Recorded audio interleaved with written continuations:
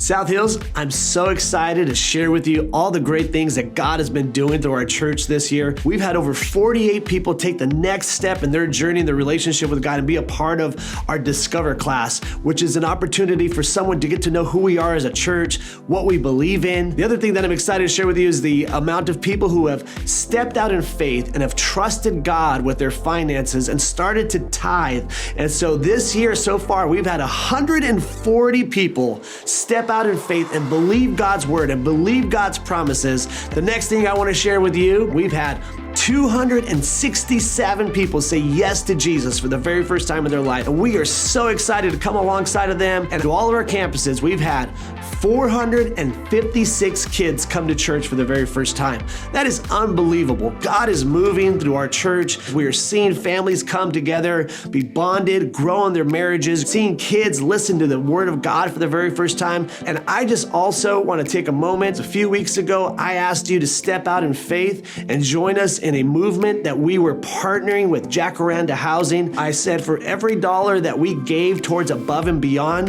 that money would be dedicated towards helping Jacaranda Housing do what God has called it to do. We as a church raised $9,986 to support that movement. I want to say thank you, South Hills Church, for believing in God, for coming alongside of us, for having a generous heart, allowing yourself to make a difference in not only what we're doing here as a church, but what we're doing in communities.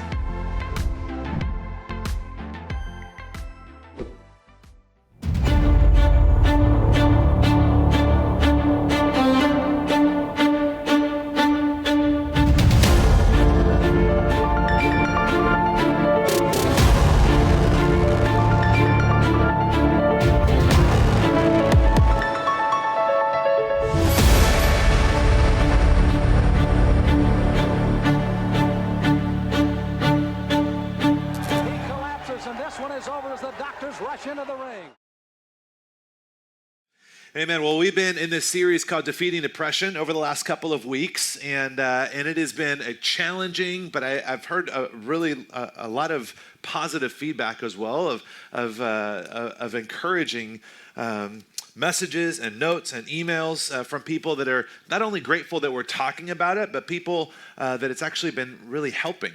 In fact, 2 weeks ago when we started this series, there was a story from our Burbank campus, South Hills Burbank, and as they were talking through and Pastor JR was reading the definition of what depression is, there was a junior high student that was sitting with his mom in service, and he leaned over to her and said, "I feel that way a lot."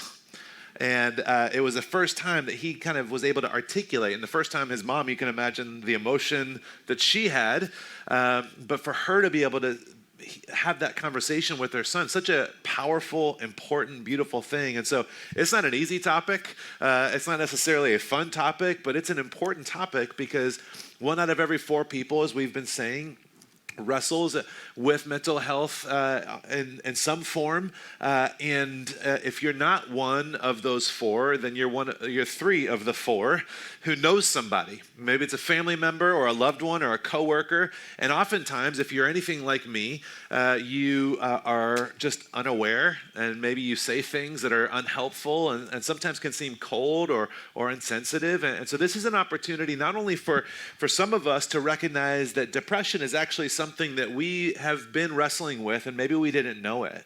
Or maybe you did know, and this is an opportunity for you to lean in and actually take some steps towards finding health in that space.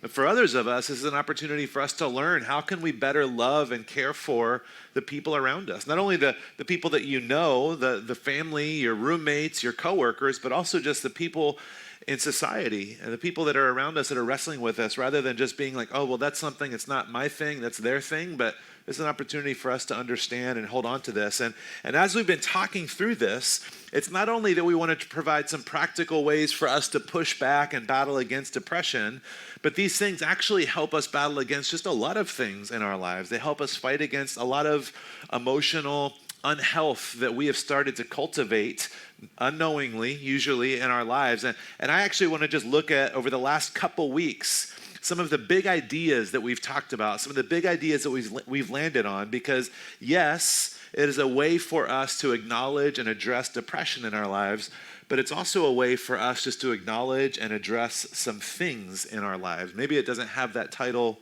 of depression, but it's still something that needs to be addressed, leaned into, or resolved. So week 1, if you guys remember, we talked about emotions and what are the emotions that we tend to avoid because they feel unsafe or uncomfortable for us. And for a lot of us, what are the things that we're doing to numb ourselves or to be able to kind of get away from having to feel those emotions? And we do this in all kinds of ways. People talk about retail therapy. This is where people start to rely on drugs or alcohol or relationships in different ways just to try and numb themselves from the pain of whatever it is that they're feeling or experiencing in their lives. This is not just something that we need to ask ourselves if we're wrestling with depression. This is something that we need to look at across the board. Week 2, what we looked at is this idea of community and isolation. And who are some people in your life that you can actually express and articulate the full range of your feelings, your emotions to? I don't know who first said it, so I'm going to take credit for it. I'm just kidding. But I heard someone say one time that you shouldn't tell everyone everything, but you need to have someone that you can tell everything to. It's an unhealthy thing. It's a dangerous thing for us to get to a place where we actually are kind of bottling some things up, or there's some things we're trying to control or make sure that they don't come out. We need to actually have someone we can talk through these things to. And oftentimes what happens is, whether it's a choice we've made, something we're stuck in, an addiction or a habit, maybe it's something having to do with mental health or just fears or concerns, oftentimes we feel like if we say these things out loud, then other people will view us or treat us differently. And so we try and manage it on our own, and it just creates more isolation and more and more and more. So we have to look at these things. We're going to continue today. Earlier this week, I had to go to the grocery store. And I don't know if you guys have had this experience before. You go to the grocery store, you park, you get out, you're walking up to the door, and you see it. You see the person at the table with a clipboard that's going to want your signature for something. Some sort of petition, some sort of, there's a cause that they have. It's whales experiencing homeless in northern Minnesota or whatever, like the most, it's just there's always these things that like, wait, what's happening? What are we looking for? And I get excited. The only time I get excited is when it's Girl Scout cookies that are being sold at the front. I'm happy about that one. But whenever I see someone with a clipboard, I get like a little bit nervous because honestly, if I'm being honest, there's an aspect where it's like, I just don't know that I'm going to care enough about whatever it is that they want me to care about. And it's not because I'm an uncaring person. It's because I actually care about a lot of things. And sometimes I feel like my tank is running a little bit empty. I don't know if you guys have ever felt that way, where it's like, I just don't know how much more I can care about stuff.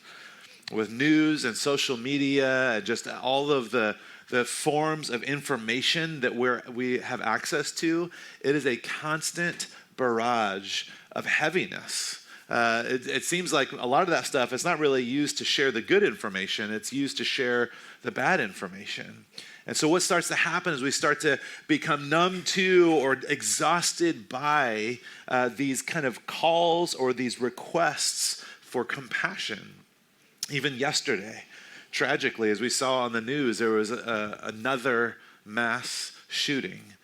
And there's this aspect, as I started to hear about this, I didn't know if I would be able to talk about it in a way that appropriately communicated how intense, how wrong, how unsettling, the grief that goes along with it. Because if we're honest, it feels like it's just one thing after another, after another. And then we feel this pressure to care for them all equally and to carry this torch equally for all of them. And it gets so difficult for us. It gets so difficult for us. There's a term for this that they've started to use, and they've actually begun to define. This term is called compassion fatigue. I don't know if you guys have heard of this before.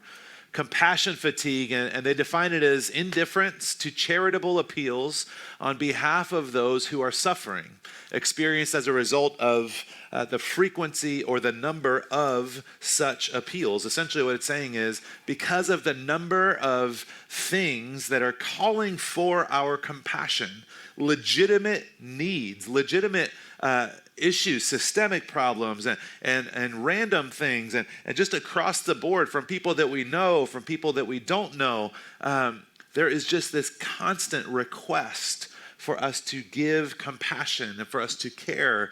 And we find ourselves in this place oftentimes where we feel like we're just running a little bit low on that compassion. I'm running on empty on what that would look like for me to step in, for me to lean in. It's a difficult thing for us. But the reality is, what we have to remember is that just because we are fatigued by someone's ongoing need for compassion doesn't mean that they don't need compassion. We can be tired, we can be worn out, we can feel like we are running on empty, and that doesn't change the nature of the seriousness, the reality, the challenges of the situation. And so there's an invitation for us to say, okay, what does it look like for me to lean in? But oftentimes what we want is for people just to kind of like snap out of it. Like, okay, let's just get past this. How many more times am I going to have to hear about this? Is there a way I can just kind of tune this reality out? Is there a way I can skirt around this pain?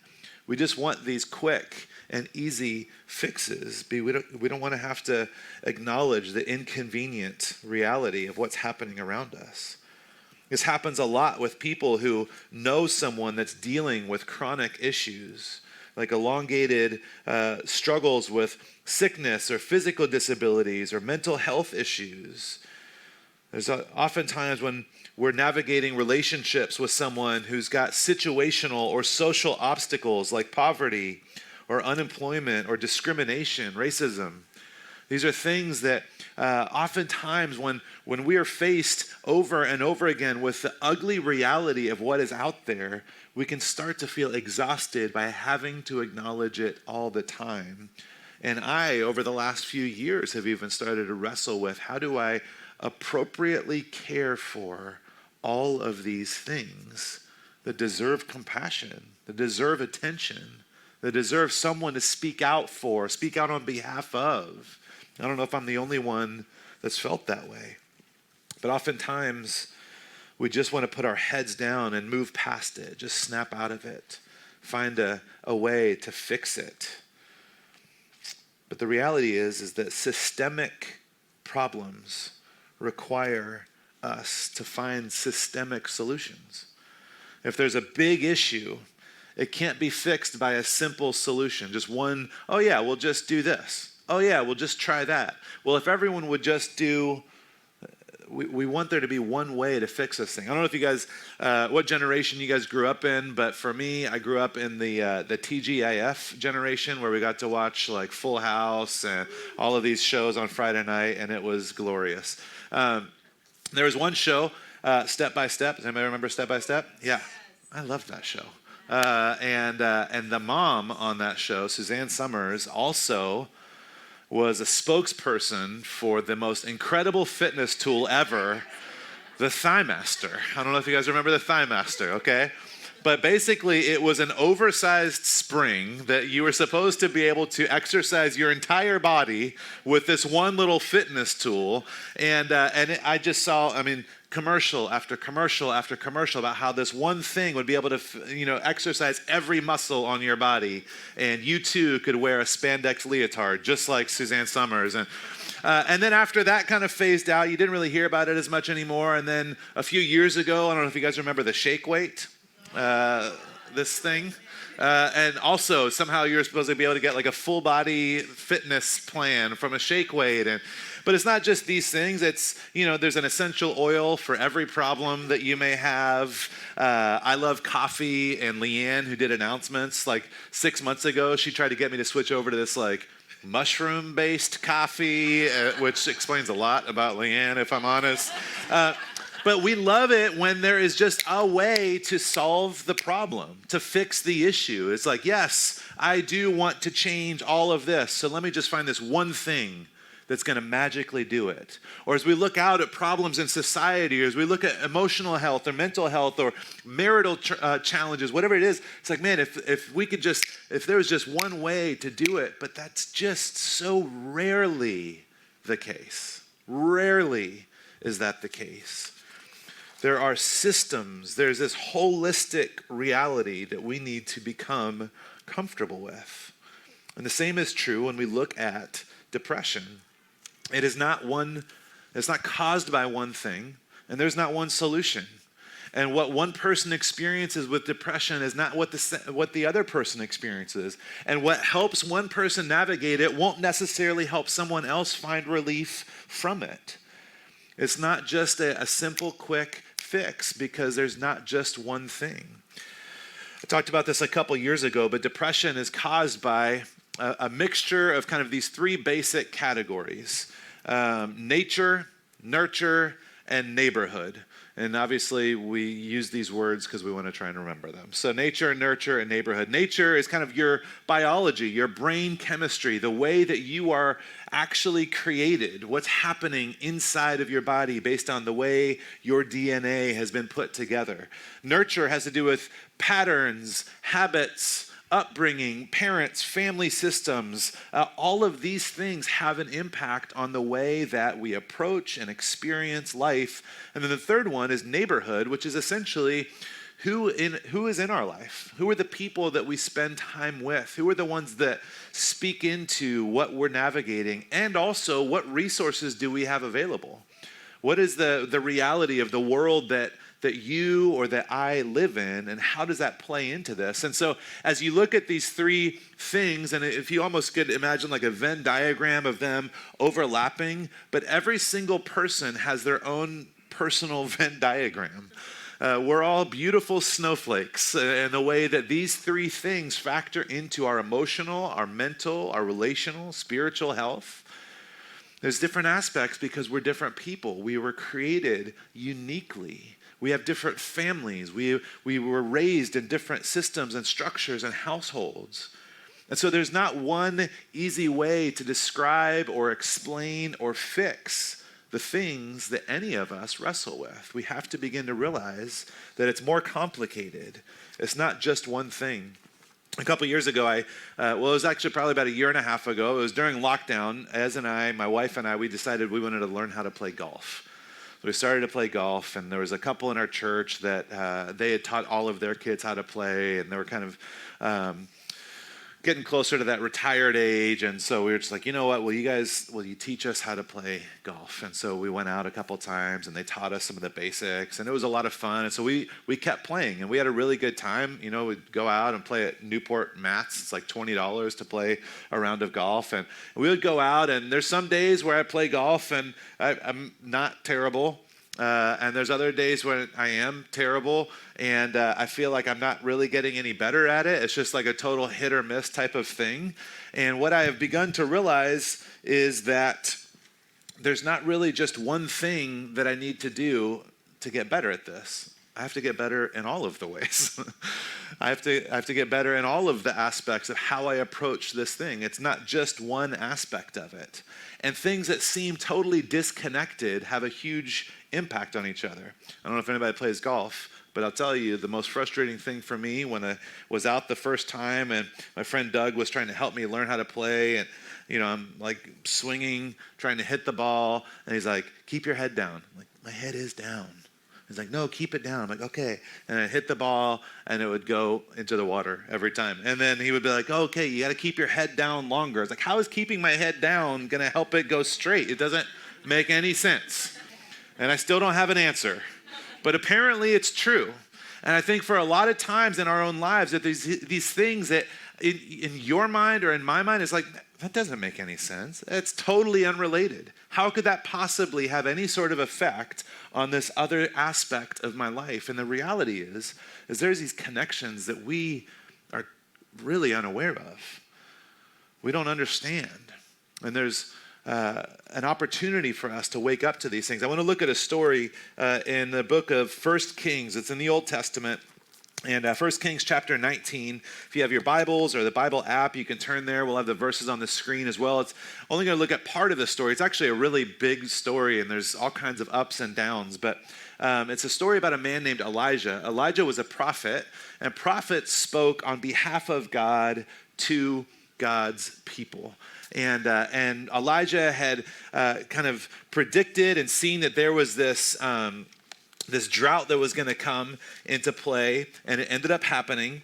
And then he essentially held a contest between him and these other prophets of this idol, this queen. Everybody worshiped this idol Baal, and they had this contest to see, okay, which god would be able to resolve this drought, which God is going to have the power. And so there's this contest. They go up on top of a mountain. It's Elijah by himself versus 450 or so of these other prophets, and they put all this wood, and then they put like water on it, and then Elijah says, you guys can go first, and why don't you pray and see if your God has the power to set this on fire. And so they're all praying and doing all of the things to try and make this fire come down from the heavens, and it doesn't happen.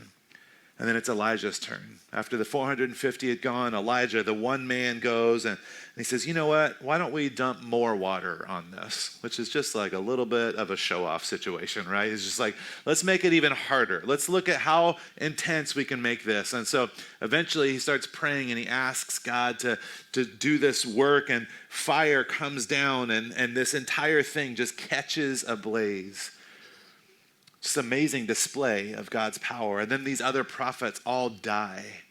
And the queen, this evil queen, hears about it, and she is not happy. She's very upset about this situation. And she basically says, all right, well, I'm going to kill you, which is a nice turn of events. And if it's me, in my mind, I think I would be pretty confident if I'm Elijah of, me and God, just the two of us, we took out this whole other scenario. God's power was shown. Everything's going to be under control. But that's not how Elijah responds at all. He panics. He runs and ends up in a really dark place. And 1 Kings 19, verse 3, it says, Elijah was afraid and ran for his life. When he came to Beersheba in Judah, he left his servant there, while he himself went a day's journey into the wilderness. He came to a broom bush, sat down under it, and prayed that he might die. I've had enough, Lord, he said. Take my life. I am no better than my ancestors. Again, this is like a bit to process, because he's coming off of this incredible, powerful display of who God is, this one true God that had the power to act and do this incredible thing. And then there's this pivot where it feels like it doesn't really, it's hard to understand. And I've read this story, I remember hearing this story even as a kid, and I've always just kind of read it as like, oh yeah, he wanted to die, like it was a bad day and he's just being dramatic. But there's like a heaviness to this. There's a sincerity to this, the sense of fear, the terror, this aspect of leaving one person, his servant, aside and going further in and just kind of hoping that it's ended. This is a really serious moment in this story.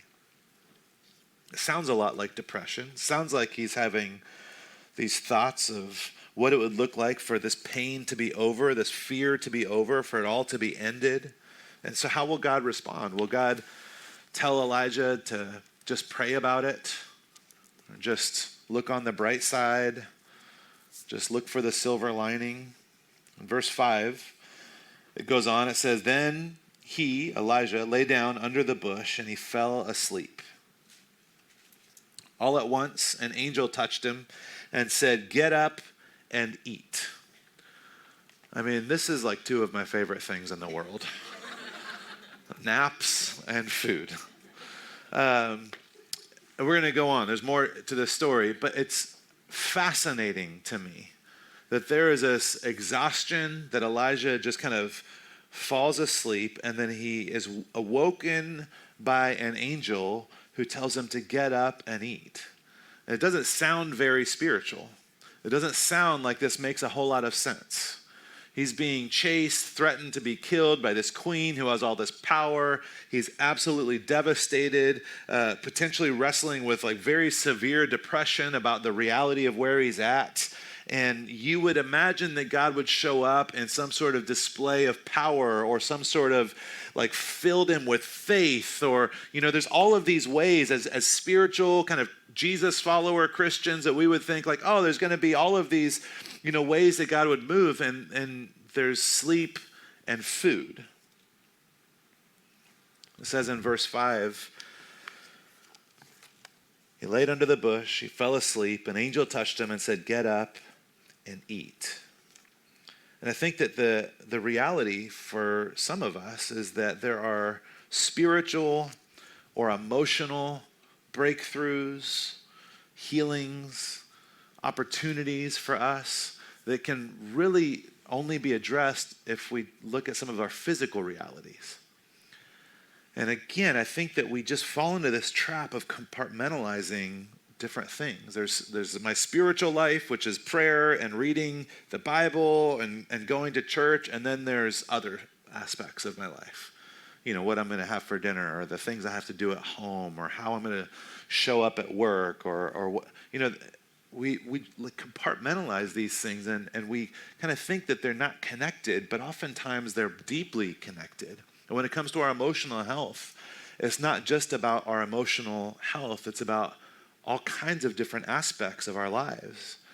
I think sometimes we're praying that God would do this miracle, and God just wants us to eat breakfast. Just take care of yourself.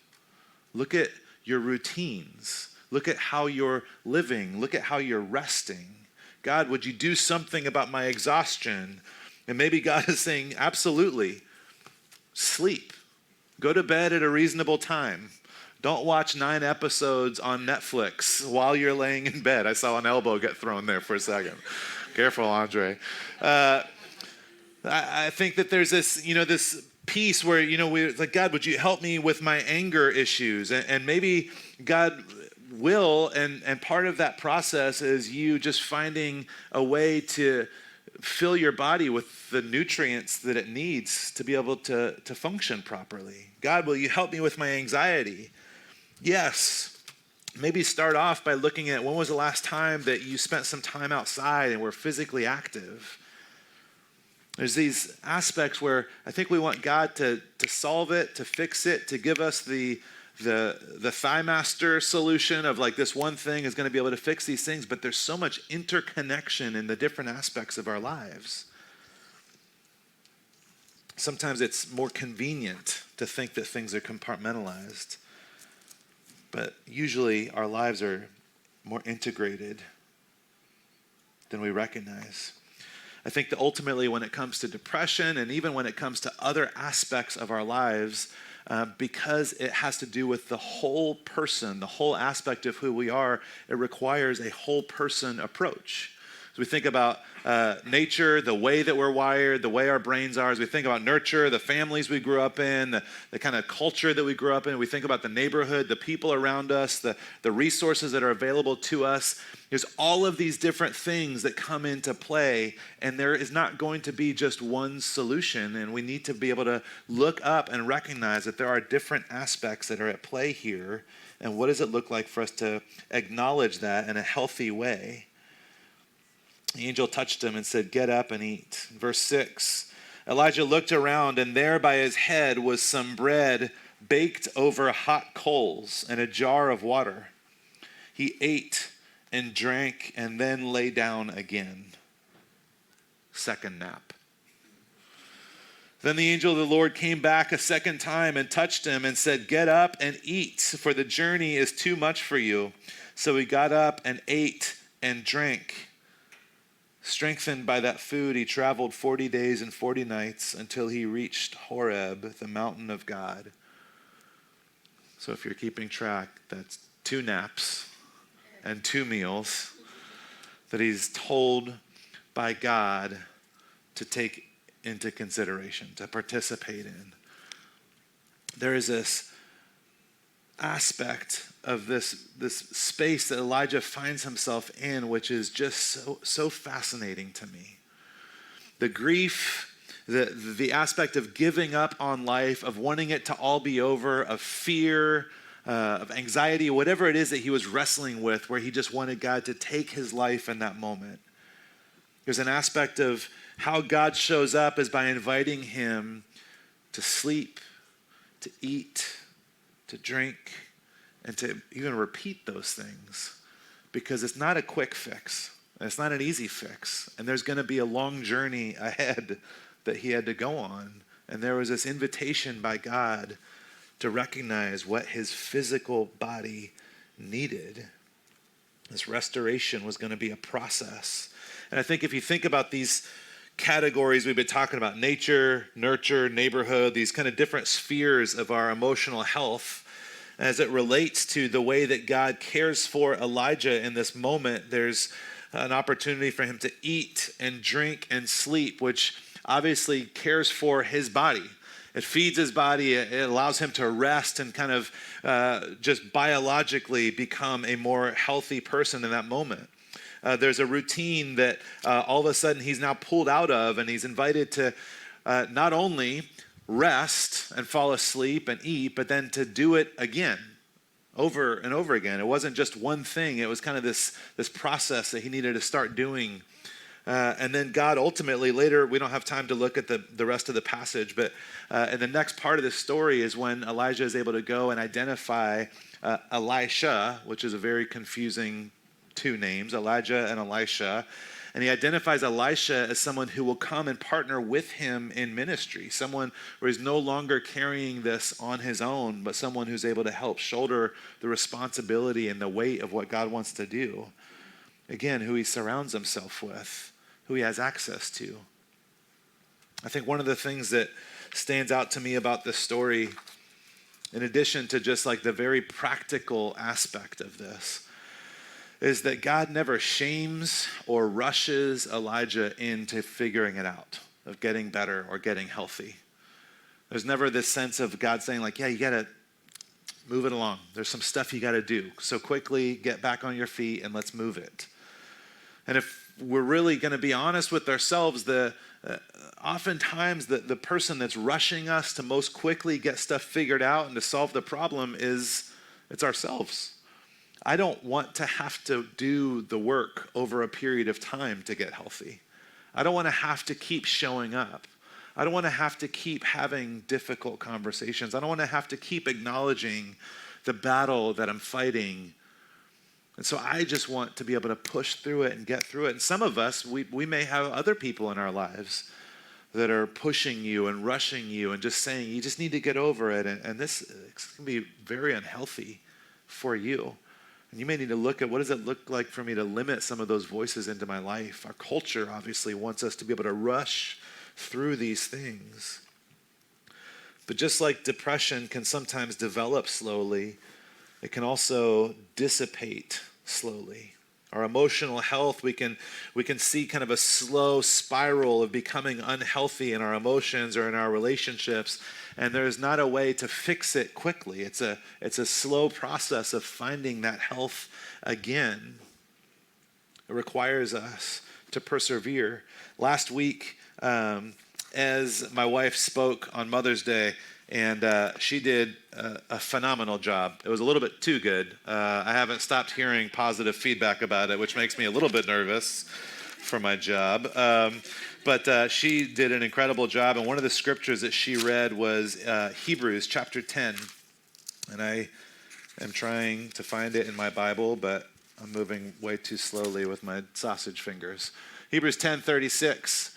It says, you need to persevere so that when you've done the will of God, you'll receive what he has promised. This challenge, invitation, encouragement, I don't really know what way you would want to frame that.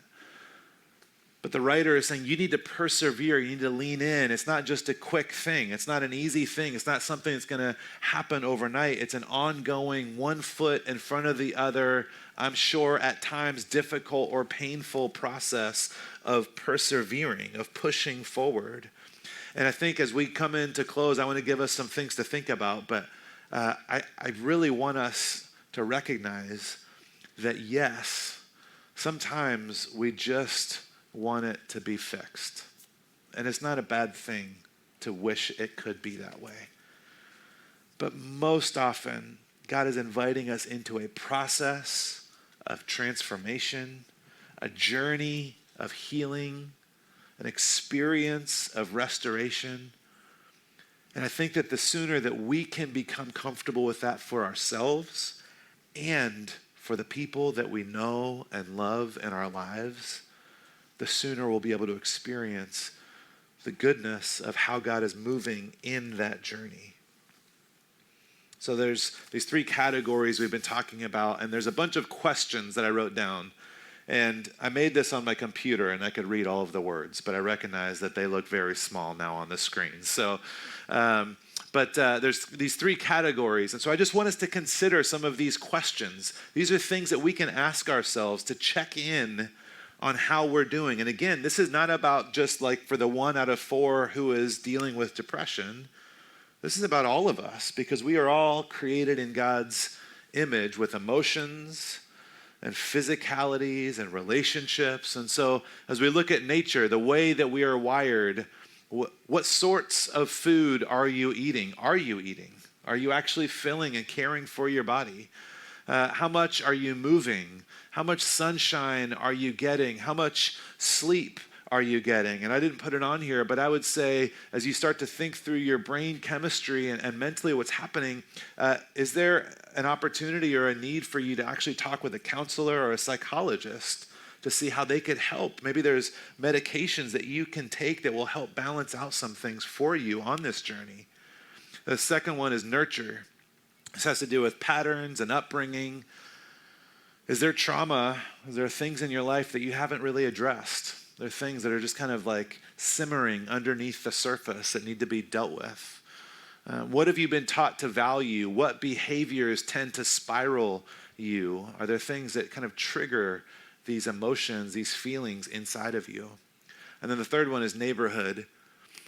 Who surrounds you? What you have access to? So what meaningful work are you consistently contributing to? There's a very significant connection between our emotional, mental health and how much agency we have in life. If we feel like we can do something that matters, there's a very clear connection. Viktor Frankl wrote all about that. Who do you spend time with, and what's their overall effect on you? What boundaries do you have on your time and technology and energy and activities? And then do the environments that you frequent build or drain your energy? Are there spaces or places or things that you do that have a significant impact on you? These are some things for us to think through, regardless of what your battle with mental health is. This is an aspect for us to begin to recognize, where do we need to fight for health in our lives? Because again, it's not just that this part of my life is a Christian, and this part of my life is an employee, and this part of my life is my marriage, and over here is my chores. It's all overlaid together. There's a connection that God is inviting us to be fully aware of. And yes, God can do miracles, and we have seen it. Some of us have experienced it. And in my life, I have more often experienced God inviting me to take a step into a process. And that miracle oftentimes is me recognizing that God will give me the strength to make it through the storm, just like Jamie talked about earlier. Not just pulling us out of it, but his presence in the middle of it. So I want us to consider, what would it look like for us to embrace this understanding? That we can take a next step. Sometimes to change how we feel, we might have to change some of the things that we do. I want to invite you guys just to bow your heads. We'll pray together.